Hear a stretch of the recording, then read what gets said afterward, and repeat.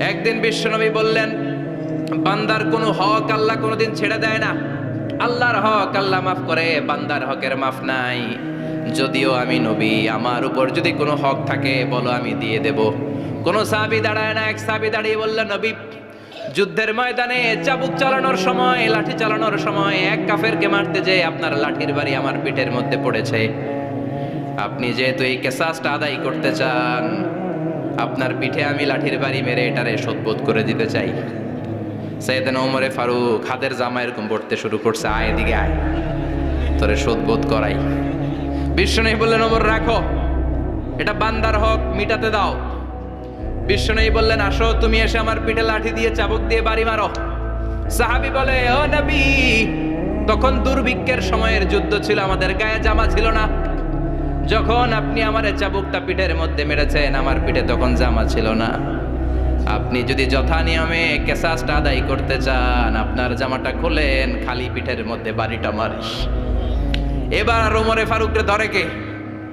এদিকে আয়, তোরে দেখাইতেছি। বিশ্বনবী বললেন, ওমর থামো, মারতে দাও। বিশ্বনবী উনার জুব্বাটা উপরের দিকে উঠালেন, পিঠের মধ্যে বাড়ি দেওয়ার জন্য ওই সাহাবীকে ডাকলেন। ওই সাহাবী বিশ্বনবীকে পিছন দিক থেকে জড়িয়ে ধরে ওই মোহরে নবুয়তের মধ্যে চুমু দিয়ে ফেলেছে। সাহাবী বললেন, নবী গো, এই নাটক করার জন্য আপনি আমারে মাফ করে দিয়েন। আপনি বিশ্বনবী, উদম গায়ে আপনারে দেখা যায় না, খালি গায়ে আপনারে দেখা যায় না। শুনেছি আপনার পিঠের মধ্যে মোহরে নবুয়ত আছে। অনেক দিনের সাধনা, জল্পনা কল্পনা, আপনার মোহরে নবুয়তে আমার ঠোঁটটা আমি লাগাবো। আপনার মোহরে নবুয়তের মধ্যে আমার ঠোঁটটা লাগিয়ে আমার ঠোঁটটারে আমি জাহান্নাম থেকে পরিত্রাণ করাবো।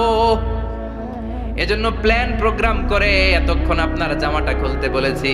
আপনার উপরে আমার কোনো হক নাই। আমার আব্বা মা, আমার সম্পদ, আমার জীবন আপনার জন্য কোরবান গো নবী।